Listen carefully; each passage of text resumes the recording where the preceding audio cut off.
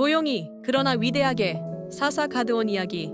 여러분, 어떤 사람은 길고 화려한 이야기를 남기지만 어떤 사람은 단 한 줄로 기록되기도 합니다. 그런데 하나님 앞에서는 그 짧은 한 줄이 평생의 의미를 담고 있을 수도 있다는 걸 아시나요? 오늘은 성경 속에 단 세 절로만 기록된 한 인물, 가드온의 이야기를 함께 나누어 보겠습니다. 혹시 가드온이라는 이름을 들어본 적 있나요? 솔직히 성경을 여러 번 읽은 사람도 이 이름은 스쳐 지나가기 쉽습니다. 가드온은 사사기 12장에 아주 짧게 등장하는 인물이에요. 이렇게 기록되어 있습니다. 아비돈의 뒤를 이어 베들레헴 사람 hil렐의 아들 가드온이 이스라엘의 사사가 되어 8년 동안 이스라엘을 다스렸더라. 그에게 아들 40명과 손자 30명이 있어서 어린 낙이 70마리를 탔더라. 그가 이스라엘의 사사가 된 지 8년 만에 죽어 베들레헴에 장사되었더라. 네, 이게 전부예요. 참 간단하죠? 그런데 가만히 들여다보면 흥미로운 단서들이 보여요. 먼저 가드온은 베들레헴 출신입니다. 베들레헴은 다윗이 태어난 곳이자 나중에 예수님이 탄생하실 중요한 장소로 성경 전체에서 특별한 의미를 갖는 도시예요.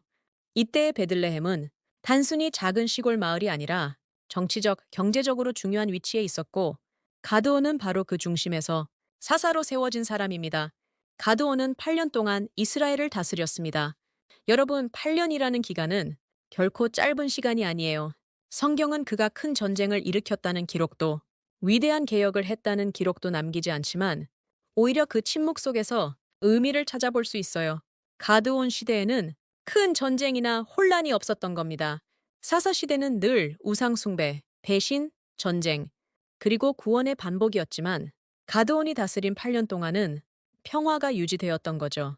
누군가의 리더십이 뛰어나면 전쟁이 나지 않을 수도 있다는 사실, 이게 대단하지 않나요? 그리고 또 한 가지 흥미로운 점이 있어요.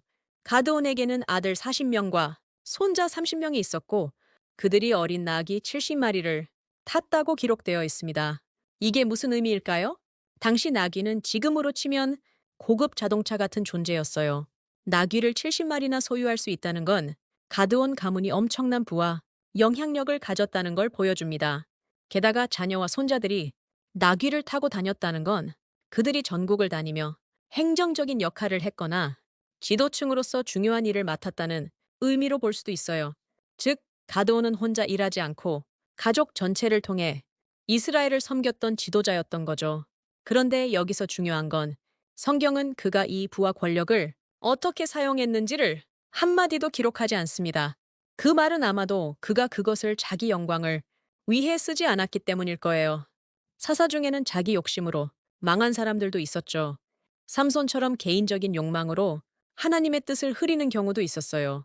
하지만 가드온은 적어도 그런 부정적인 평가 없이 조용히 사명을 감당하고 하나님 품으로 갔습니다. 여러분, 여기서 우리가 배울 수 있는 게 있어요. 성경은 길고 화려한 이야기를 남긴 사람만 귀하게 여기지 않아요. 하나님은 조용히, 그러나 충실하게 자기 자리에서 사명을 감당한 사람도 귀하게 보십니다.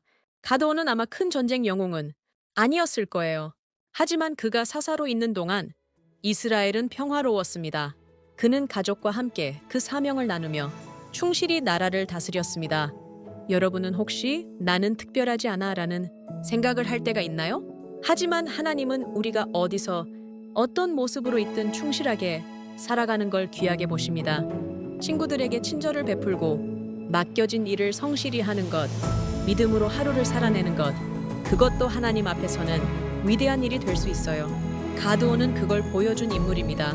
어떠셨나요? 짧은 기록 속에서도 가드온의 삶이 주는 메시지가 참 깊지 않나요? 하나님은 우리가 얼마나 화려한 업적을 남겼는지가 아니라 주어진 자리에서 충실히 사명을 다했는지를 보십니다. 여러분도 가드온처럼 하나님이 맡기신 자리에서 믿음으로 충실히 살아간다면 그 삶은 결코 작지 않을 거예요. 오늘도 끝까지 들어주셔서 감사합니다. 다음 시간에는 성경 속 또 다른 인물의 이야기를 통해 하나님의 메시지를 함께 나누겠습니다. 꼭 함께 해주세요.